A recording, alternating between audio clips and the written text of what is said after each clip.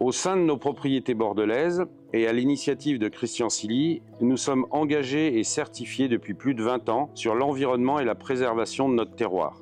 Nous avons été dans les premières propriétés ISO 14001 et donc la juste utilisation des ressources, la biodiversité, le respect des sols et de la faune sont au centre de nos préoccupations.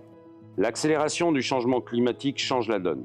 Les saisons se concentrent de manière irrégulière, avec des périodes de pluie intenses, suivies par des périodes de chaleur et de sécheresse sévères. Il est donc essentiel d'adapter nos pratiques. Et quelles sont vos réponses face au changement climatique ? Nous sommes certifiés, engagés et en lutte raisonnée depuis très longtemps, mais ces pratiques que nous utilisions par le passé ne fonctionnent plus vraiment aujourd'hui. Nous sommes donc allés plus loin avec la mise en place des pratiques agroécologiques pour régénérer les sols. Nous sommes conscients que nous disposons d'un grand terroir et qu'il nous incombe de le préserver. Les premiers résultats sont visibles, des couverts végétaux qui se développent de mieux en mieux, une meilleure gestion de l'eau et une réduction de l'érosion des sols. En quoi consiste concrètement l'agroécologie et la viticulture régénératrice ? L'agroécologie regroupe un ensemble de pratiques. Les pratiques agroécologiques sont notamment initiées avec la viticulture régénératrice. La régénération des sols passe par la couverture permanente des sols, l'utilisation de couverts végétaux qui permet de choisir l'effet qu'on va avoir sur le sol et de répondre à une problématique. Derrière, on a une augmentation de la biomasse, de la matière organique et une meilleure résilience de la vigne. On a pu, dans un premier temps, remarquer que l'eau circulait plus facilement dans le sol. On avait une végétation qui était beaucoup plus régulière, beaucoup plus longue, une vigne qui souffrait moins l'été. Derrière, on a observé ces effets et on a voulu les étendre au-delà de la parcelle.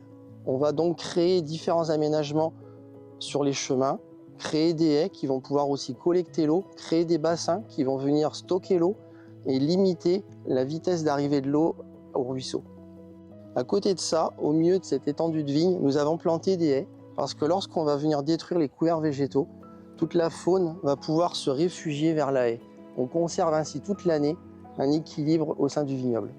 Et comment aller plus loin dans la démarche ? Un de nos objectifs avec l'hydrologie régénérative, c'est de gérer les excès et les manques d'eau.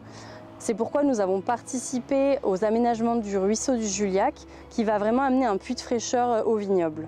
C'est dans cette optique que nous continuons à développer des mares et des haies afin de diversifier le paysage et d'amener une rupture avec la monoculture de la vigne.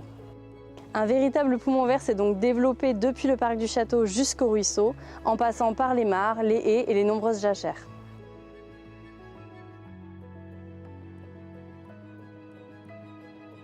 Aujourd'hui, nous pratiquons l'agroécologie ici, à Pichon-Baron, mais aussi à Suduro et dans nos autres propriétés.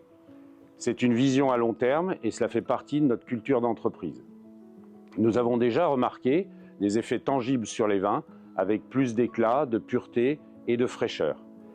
Nous croyons fortement à cette démarche et elle nous permettra de répondre aux défis du changement climatique et de préserver notre terroir.